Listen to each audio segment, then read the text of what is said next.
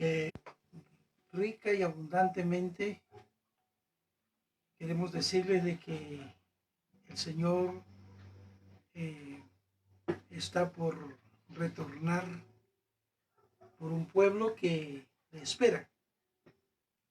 Y queremos esta noche bendecir el nombre del Señor y bendecir a su vida hasta donde llega esta señal, y que lo que vamos a meditar en la bendita palabra del Señor, Él añada bendición esta hermosa noche. Quiero iniciar haciendo una oración en el nombre de Jesús. Padre, en el nombre de Jesús, hacia donde llega esta señal, en tu nombre, predicamos tu palabra y declaramos, Señor, que las huestes del infierno y las huestes, Señor, de el maligno no prevalecerán contra tu iglesia. Es una palabra que la creemos y la declaramos y la confesamos. En el nombre que es sobre todo nombre, en el nombre de Jesús, hecho está por tu palabra. Amén. Esta noche quiero hablarle acerca de algo en los movimientos proféticos que hemos estado hablando. Hay algo muy interesante que nosotros debemos comprender. Algunos hermanos me han llamado y algunos me han comentado lo siguiente, de que por qué nosotros estamos hablando precisamente de estos temas cuando lo que deberíamos estar haciendo es animar a las personas a tener ánimo acerca de este virus que ha atacado el mundo. Pero a diferencia de los conceptos que algunos tengan, yo creo más importante poner nuestra esperanza en Dios y no en las circunstancias, porque las personas le tienen más miedo al virus que a Dios. Las personas están más pendientes de lo que suceda con esta epidemia, pero no les interesa saber lo que es de Dios, y en los Dios es eterno. El apóstol Pedro dijo algo muy interesante en la segunda carta del apóstol Pedro, capítulo 1, en el versículo número 19, dice: tenemos también la palabra profética más segura, a la cual hacéis bien en estar atentos como a una antorcha que alumbra en lugar oscuro hasta que el día esclarezca y el lucero de la mañana salga en vuestros corazones. Esta palabra profética es una palabra interesante, pues la palabra que lo que nos está hablando acá es algo que debemos ponerle mucha atención a la palabra profética, que tiene su cumplimiento, pero me llama la atención que dice: en el cual hacéis bien estar atentos como una antorcha que alumbra el lugar oscuro. Y esto es muy interesante porque todo el planeta Tierra está en tinieblas. Eso incluye a Israel, no así la iglesia. Pues recuerda usted que el Señor dijo, hablándole a su iglesia: vosotros, dijo, no estáis en tinieblas para que aquel día os sorprenda. Vosotros sois hijos de la luz. Cuando Cristo Jesús vino, Él es la luz del mundo.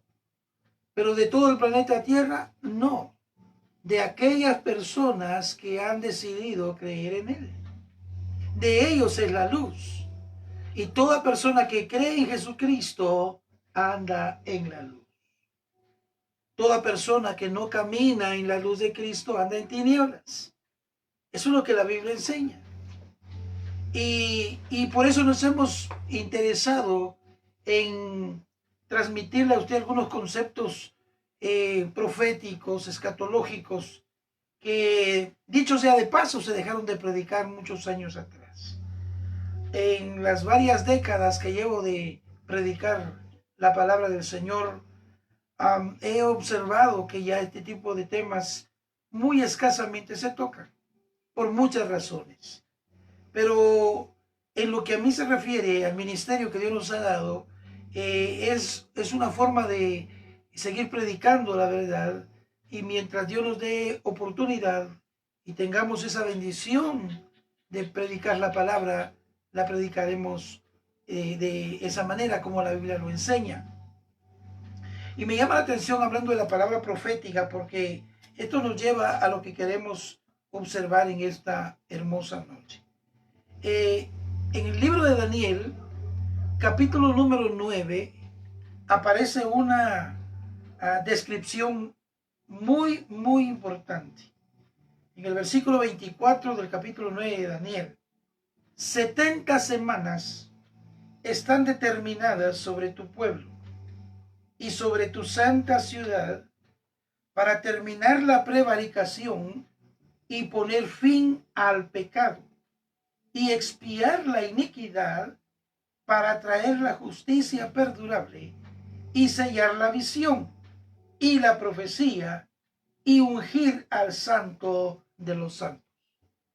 Esta palabra profética le fue dada al profeta Daniel, un joven, un poquito de historia. Cuando Daniel fue llevado a Babilonia, contaba con escasamente 15 años. Y fue un joven que Dios lo usó tremendamente. No hay excusa en la juventud. La juventud que tenemos hoy ha agarrado diferentes caminos. Pero la Biblia nos enseña que hubieron jóvenes que Dios usó tremendamente. Un joven de Dios, una señorita de Dios en las manos de Él puede ser un instrumento poderosísimo. Daniel fue llevado cuando tenía 15 años a Babilonia y él fue testigo del cumplimiento de la palabra del Señor. Fue en el periodo de Daniel que él profetiza algunas cosas que vamos a ver a continuación acerca de la semana 70, pero también fue Daniel el que experimentó la palabra profética en su propia vida. Pues fue lo que Jeremías profetizara en su capítulo 29, versículo 10. Cuando en Israel cuando en Babilonia se cumplieran los 70 años, Israel sería devuelto otra vez a Jerusalén, a Israel, a Judá, de donde había sido tomada. Y en ese contexto, cuando se cumplen los 70 años, Israel retorna a su territorio, a Israel, a poseer la tierra. Y la reconstrucción del templo que había sido destruido. Menciono esto porque cuando hablamos de la palabra profética, según dice el apóstol Pedro, si en un libro podemos confiar, es en la Biblia. Esta palabra de Dios es centímetro a centímetro exacta. ¿Sabe por qué? Porque es la esencia, es la palabra de Dios. No contiene la palabra de Dios, es la palabra de Dios la que está impreso en estas letras. Dios usó a más de 40 autores en diferentes etapas, diferentes épocas, diferentes situaciones, diferentes atmósferas. Y eso es lo interesante en la Biblia, que a pesar de que fue escrita de esa manera, no pierde el hilo, no pierde el pensamiento. No existe otro libro sobre la faz de la tierra comparado a la Biblia. Sencillo, porque es la palabra de Dios. Y el tener el cumplimiento de la palabra de Dios, debemos hacer bien en poner atención a ello. Entrando en materia, las 70 semanas están determinadas sobre tu pueblo, sobre tu santa ciudad, para terminar la prevaricación y poner fin al pecado. Dios va a ponerle solución a esto del pecado. El pecado, la violencia, todo lo que la gente hace en escondidas, que creen que Dios no se da cuenta, o que Dios pasa inadvertido, o que Dios no tiene ningún interés en lo que está sucediendo. Déjeme decirle que cada uno va a recibir lo que merece. Cada uno recibirá lo que ha sembrado. Todo lo que se siembra, eso también se cosecha. Para expiar la iniquidad y para traer la justicia perdurable y sellar la visión y la profecía y ungir al santo de los santos. Bendito sea el nombre maravilloso del Señor. Entonces están determinadas 70 semanas. O sea, se cuenta como años. Era una semana, 7 años, se cumple de esa manera. En total, 70 semanas eran 400, 900 años los que debían cumplirse hasta el retorno del Señor. Y aquí quiero que pongan mucha atención, porque cuando se desconoce la escatología, cuando se desconoce la profecía, se cometen demasiados errores. Con el favor del Señor, el día de mañana estaremos explicando la diferencia entre el día del Señor y el arrebatamiento, que muchos los confunden y creen que son la misma cosa, mas no lo son. Entonces, en el versículo 25, note esto: sabe pues y entiende que desde la salida de la orden para restaurar y reedificar o edificar Jerusalén hasta el Mesías príncipe habrá 7 semanas, y 62 semanas se volverá a edificar la plaza y el muro en tiempos angustiosos. Esto es muy interesante porque cuando hablamos de este asunto profético, debían suceder, y vamos a ir por pasos. 25. Entiende que desde la salida de la orden para restaurar y edificar Jerusalén hasta el Mesías príncipe habrá 7 semanas. Dijimos que las 7 semanas es por años. Entonces, 7 semanas serían 7 por 7, son 49. O sea, que desde la salida que se diera la orden para reedificar Jerusalén, habrían 49 años. Esos 49 años fueron profetizados por el profeta Daniel. En Nehemías capítulo 2, versículo 1 nos dice de que llegado el tiempo, Nehemías fue llevado a Jerusalén para edificar. Pero ¿qué sucede con esto? Es bien interesante, porque dijimos en el 605 más o menos aproximadamente, es llevado Daniel a Babilonia. Cuando se cumplen los 70 años que profetizó Jeremías, estamos hablando de entonces que era aproximadamente el 538, 536 más o menos, para que se cumplieran los 70 años. Entonces, cuando hablamos del 536, 537, algunos historiadores dicen del 538, fue exactamente la fecha en la que regresaron a Jerusalén, en la que Esdras y Nehemías regresan, en la que Esdras y Nehemías retornan. Y esto es lo importante. Y esto es muy interesante. La palabra profética se cumple. La palabra de Dios, lo que Él ha dicho, se cumple con una precisión, con una exactitud tremenda.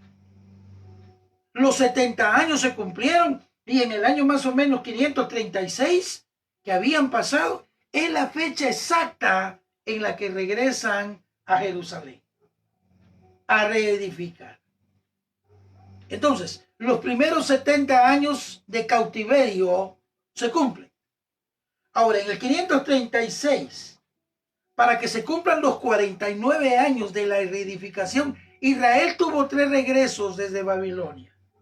Una en el 536, la segunda fue en el 458 y la tercera fue en el 445, 49, 45. Es interesante que cuando se dio la orden, la tercera orden, cuando ya está Nehemías llegando, es cuando se dio la orden. Y es interesante que desde que regresó Israel hasta la reconstrucción de Israel y del templo, el cual Nabucodonosor había destruido, pasan exactamente 49 años. Eso es lo fantástico de la Biblia. Centímetro a centímetro se cumple. No tiene variación. Es profecía es palabra de Dios. No se la inventaron los hombres, porque tiene una precisión y una exactitud. Y uno puede seguirle. Le estoy dando algunas fechas. Es algo extenso, pero le estoy dando lo comprimido para poder comprender lo que queremos decirle esta noche. Entonces, con esa situación, dice, habrá 7 semanas, 49 años. Ya vimos que se han cumplido con una precisión tremenda. Y 62 semanas, y se volverá a edificar en la plaza y el muro en tiempos angustiosos. Cuando se reconstruye y cuando envían a Esdras y a Nehemías, eran tiempos turbulentos, tiempos angustiosos, tiempos tumultuosos, tiempos difíciles. La historia nos cuenta en Esdras y Nehemías lo que pasaron estos varones de Dios para poder reconstruir. Lo hicieron bajo un ataque tremendo. De tal manera, la Biblia nos enseña ahí que llegó el momentito de que con una mano comían y con otra mano sostenían la espada. Con una mano sostenían la cuchara para echar mezcla o qué sé yo, poner un ladrillo, y con la otra tenían la espada. Y algunos historiadores dicen que se iban a bañar y estaban listos con la espada en la mano. Eran tiempos difíciles, tiempos peligrosos, donde el enemigo se había levantado para que no hicieran la voluntad de Dios. Es lo que sucede ahora. El diablo se levanta con todo lo que tiene para que usted no obedezca a Dios. Para que algunos de los que me están escuchando sigan viviendo esa vida insípida, indiferente con Dios. Y el diablo se las pone fácil para que desobedezcan a Dios, trayéndoles un montón de cosas para que ofendan al Señor. Pero dice que habrían 62 semanas desde la construcción. Y mire, si usted me está siguiendo con atención, hubieron 49 años que se cumplieron con una precisión y una exactitud tremenda. Y esto de la construcción termina más o menos en el año 400. Y habrían 62 semanas. Esas 62 semanas, gloria al nombre del Señor, esas 62 semanas se convierten en 334 años o 434 años. Si usted multiplica 62 por 7, le van a dar 434 años aproximadamente. Dijimos que la construcción se llevaron 49 años y terminó en el año 400. Entonces, desde el 400 al año 0, porque Jesús divide la historia. En Jesús se habla de antes de Cristo y después de Cristo. Entonces, 434 años. Del año 400 al término 0, donde se divide la historia, han pasado 400 años. Nos harían falta 34 para cumplir las 62 semanas. Pero aquí dice que y después, verso 26, y después de las 62 semanas se quitará la vida al Mesías, mas no por sí, y el pueblo de un príncipe que ha de venir destruirá la ciudad y el santuario. Dice que desde que se construiría hasta la muerte del Mesías príncipe, habrían 62 semanas, 434 años. Del 400 al 0 hay 400, faltan 34. La edad aproximadamente de nuestro Señor Jesucristo. Jesucristo predicó 33 años y medio. Cuando empezó su ministerio tenía 30 y predicó aproximadamente 3 años y medio. Entonces, en esa aproximación vemos que la Biblia se cumple con una precisión tremenda. Quiere decir que las 62 semanas se cumplieron también con una precisión exacta. hasta el Mesías príncipe. Luego dice,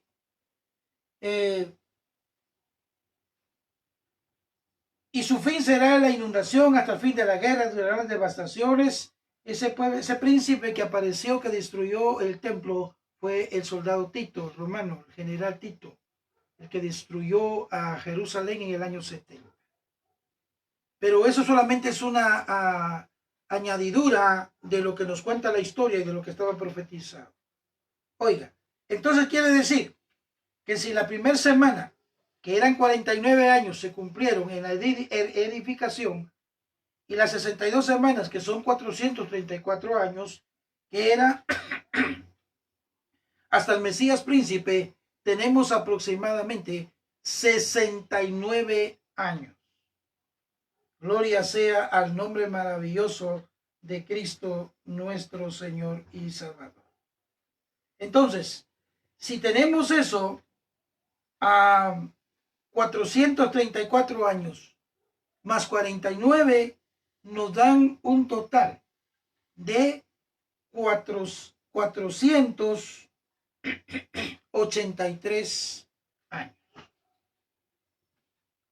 Si usted me está siguiendo con atención, usted va a encontrar que son 483 años que se cumplieron. Pero empezamos el versículo diciendo de que 70 semanas, o sea, 490 años. Si lo vemos de esa manera, 69 semanas que suman alrededor de 483 años, falta una semana o 7 años para que eso se cumpla. Pero dijimos que se cumplió las 62 semanas hasta el Mesías príncipe. Sí. En la crucifixión de Jesucristo se cumple ese proceso. Hasta ahí se cumple las 69 semanas. Entonces, falta una.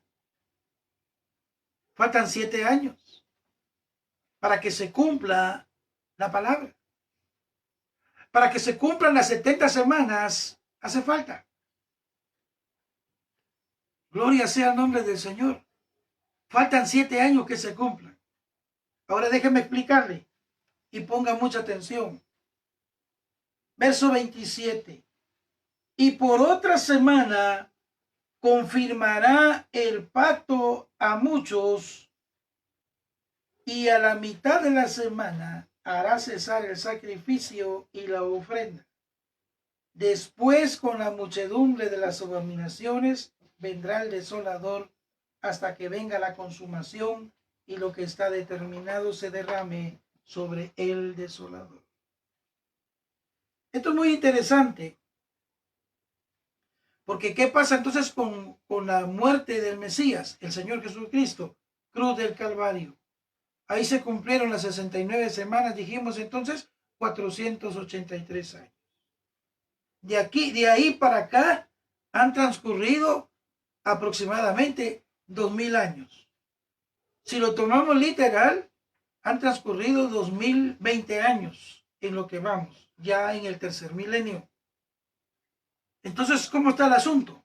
Sencillo. Porque cuando nos dice la palabra del Señor, con la muerte del Mesías príncipe, sucede algo muy interesante.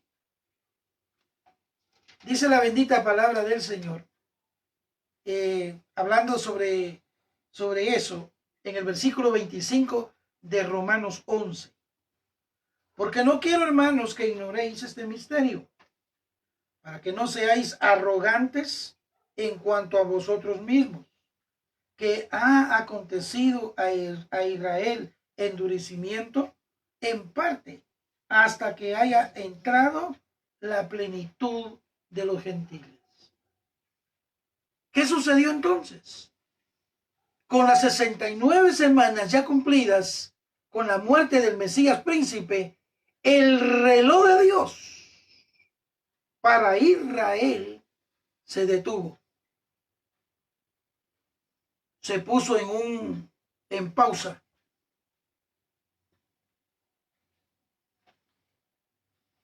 Ponga atención en esto. con la muerte del Mesías príncipe en la cruz del Calvario, nuestro bendito y Salvador Jesucristo. A Él sea la gloria, a Él sea la honra, a Él sea el honor. Compró y nació la iglesia en Pentecostés, con el derramamiento del Espíritu Santo, surgió y nació la iglesia. Bendito sea el nombre maravilloso del Señor. El sacrificio que Él hizo en la cruz del Calvario, lo hizo para salvar a un grupo de personas que quisieran confiar en Él, que quisieran ser salvos, que aceptarían su sacrificio y su derramamiento de sangre. Pues sin derramamiento de sangre no hay remisión de pecados. Entonces, en el Pentecostés, en el derramamiento del Espíritu Santo, nace la iglesia. Alabado sea el nombre de Jesús. Y 2020 años que vamos de historia transcurriendo. Son multitudes las que han creído en Jesús, pero son millones los que le han dado la espalda a Dios. Los que han decidido no creer en Él. El regalo, la oferta de la salvación, la han rechazado. Y por esa razón, nosotros, en el caso de nuestro ministerio, nos hemos dedicado, no de ahorita, de años, de estar anunciando el retorno de nuestro Señor Jesucristo. Algunos otros ministerios están prefiriendo hablar de otras cosas, es asunto de ellos. Pero yo creo conveniente recordarle a la iglesia que Cristo viene por ella y que todo lo que Él hizo en la cruz de Calvario no ha perdido sentido. Tiene una razón. Cristo Jesús está a punto de regresar por esa iglesia. El verso 25 del capítulo 11 de Romanos que leímos. Que ha acontecido a Israel endurecimiento en parte, hasta que haya entrado la plenitud de los gentiles. Los gentiles, la iglesia que nació en Pentecostés, la iglesia de todas las edades, un grupo de personas que han creído en el Señor Jesucristo, personas que han sido lavadas y compradas con la preciosa sangre del Cordero. Personas, hermanos, que le entregaron su vida a Jesucristo y que viven para Él. Y que no tienen otra cosa en mente más que agradarlo, más que servirle, más que darle su vida. Hasta que haya entrado la plenitud de los gentiles. Hasta que entre el último gentil, el tiempo de la iglesia terminará. Y aquí es donde muchos han entrado en grandes confusiones. Oh, entonces hasta que entre el último gentil y será predicado este evangelio a todas las naciones, entonces todavía tenemos un montón de tiempo. No. La predicación para todas las naciones y alcanzar el globo terráqueo no es función de la iglesia. La iglesia ya tuvo un trabajo y tuvo un tiempo y tuvo una época que está por terminar. Según Apocalipsis, en el capítulo 7, hay 144,000 judíos comisionados y que van a bombardear y que van a predicar a toda lengua, linaje y nación. Ese es otro tema, no lo voy a abordar, pues es un tema también muy precioso, pero quiero aclarar la confusión de que muchos han dicho de que hasta que entre el último los gentiles. Sí, pero yo no sé si el último gentil esté a horas de entrar. O posiblemente en la madrugada entre el último gentil, en cualquier lado se va a entregar el último. Y entonces la puerta se cerrará. La puerta que está abierta, que es Cristo, está por cerrarse. Y por esa razón, nosotros debemos tomar muy en cuenta lo que estamos platicando. Entonces, En el arrebatamiento de la iglesia se cierra el espacio gentil. Esos 2000 años que llevamos es un espacio que le queda a la iglesia, que es particularmente a la iglesia. Es el regalo de Dios para la humanidad, para la iglesia, que la componemos un montón de gentiles. Gentiles son no judíos, de todo linaje, lengua y nación. Que Cristo nos redimió con su bendita y preciosa sangre. Al Cordero sea la alabanza, la adoración, sea el nombre de Dios glorificado. Bendito Cordero, al que está sentado en el trono.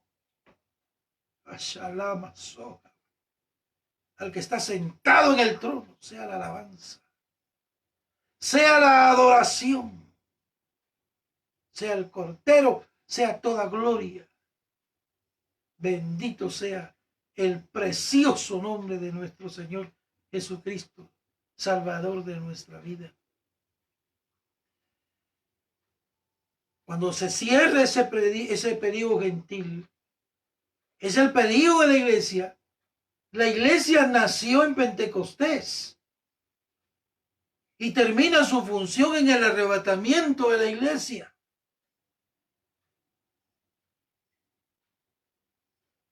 Cuando eso suceda, que está por suceder, y algunos que me están oyendo dirán, pues así vienen diciendo que viene y viene y no viene. Pero va a venir. Va a venir. Cuando eso se cierre, el espacio gentil, ¿se recuerda usted lo que dijimos con la crucifixión? Nace la iglesia gentil. Nace la iglesia. Y le pusieron pausa a Israel en su semana 69, falta 7 años. Mejor conocida como los 7 años de la gran tribulación. Entonces, como la iglesia, el tiempo de la iglesia termina y es levantada, entonces la pausa que le tenían a Israel se la quitan. Y entonces comienza el espacio para la última semana, para ajustar las 70 semanas, los 490 años que fueron profetizados para ponerle fin al pecado, para ponerle fin a la prevaricación, para ponerle fin a la iniquidad. Todo lo que el hombre siembra, eso cosecha. Dios está por ponerle fin a todo esto. Y solamente hay que escudriñar Apocalipsis para darnos cuenta que desde el capítulo 6 hasta el capítulo 18, lo que le espera a la tierra son horrores. Jesucristo lo dijo, días de angustia, cual nunca jamás han habido sobre esta tierra. Los moradores de la tierra no tienen ni idea de lo que le espera al planeta Tierra. Nosotros lo sabemos. ¿Cómo lo sabemos? Por la palabra de Dios, por las escrituras. Hoy estamos interesados en personas, más interesados en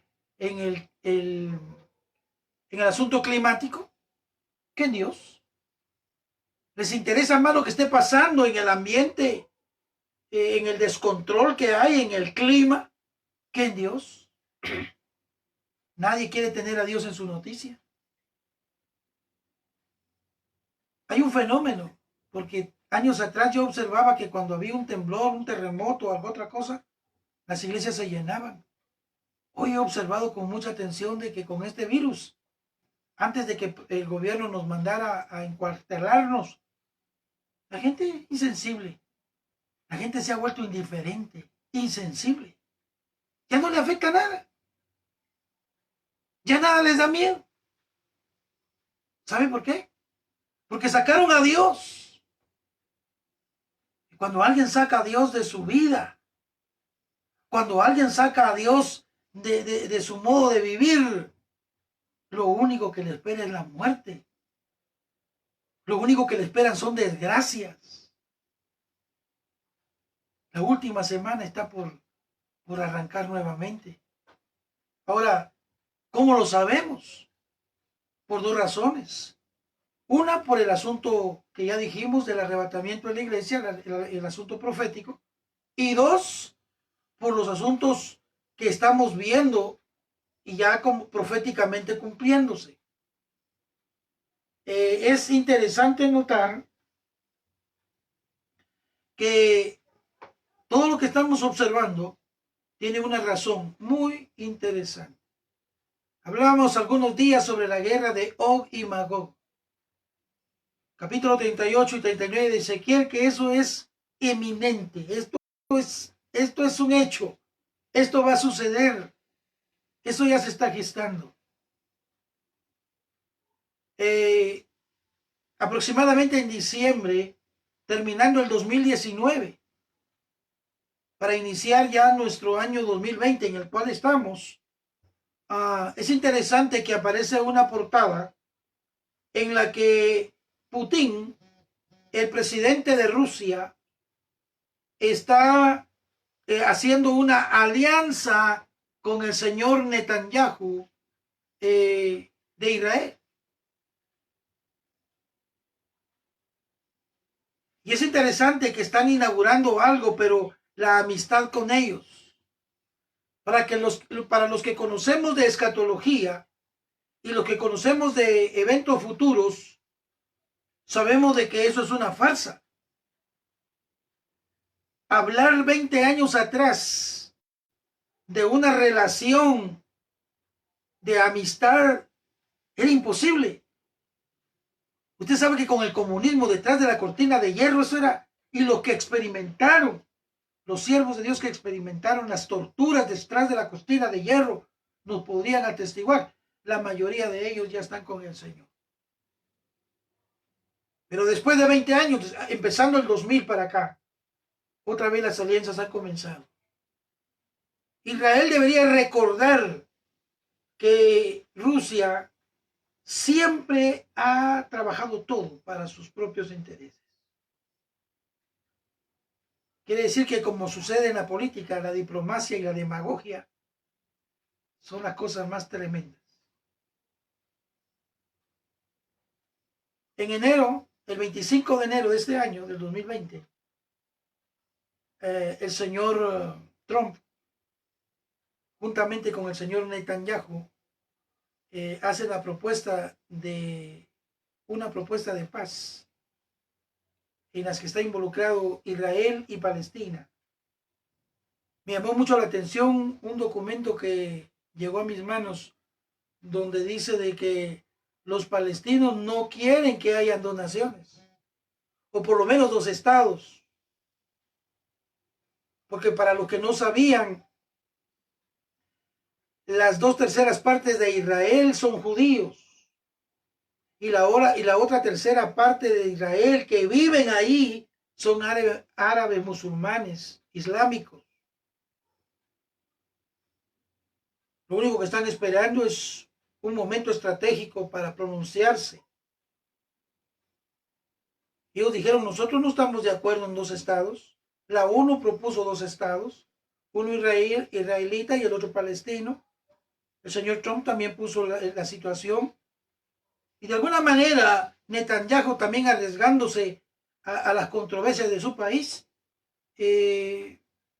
casi que está de acuerdo. Pero es increíble que los palestinos dijeron, nosotros no queremos 2 estados. Nosotros queremos que Israel desaparezca completamente del mapa. Y eso es lo que va a provocar la guerra de Og y Magog. ¿Para cuándo va a pasar eso? Estoy hablando de enero del 2020. La palabra profética. Todo se está gestando. Al mismo tiempo que Israel, que Rusia, el señor Putin, está haciendo alianzas con Israel. Está haciendo alianzas con los Emiratos Árabes, con Arabia Saudita, con Irán. Todo está perfilado. Y quieren tomar a Israel por sorpresa. Y esa es la guerra de Og y Magog. Y como dijimos la vez anterior, estamos a las puertas. Posiblemente nosotros miremos el estartazo, el banderazo de la guerra de Og y Magog. En ese ínter la iglesia se tiene que ir. ¿Sabe por qué? Porque la iglesia se va y entra, eso va a dar la apertura a que entre el anticristo. Y se activa para Israel la última semana, la semana 70 profetizada para Israel. Como ya vimos que la Biblia se cumplió con exactitud, ¿usted cree que esa otra semana que está por cumplirse no se va a cumplir con exactitud? Está por cumplirse con exactitud. ¿Sabe qué lo detiene? Que todavía hay un grupo de iglesia. Y como el Señor no miente, y dijo que hasta que entrara el último gentil, pero yo no sé si en su soberanía, dentro de unos minutos, una hora, un día, no sé, entre el último.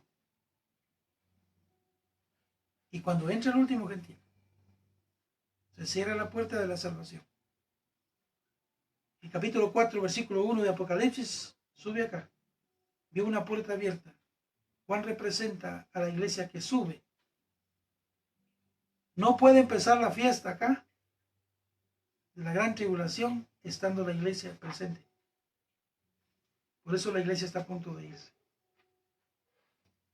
Hermanos, es tiempo de vivir para Dios. Es tiempo de aprovechar las oportunidades que Dios nos está dando. No desperdicie la oportunidad que Dios le ha dado.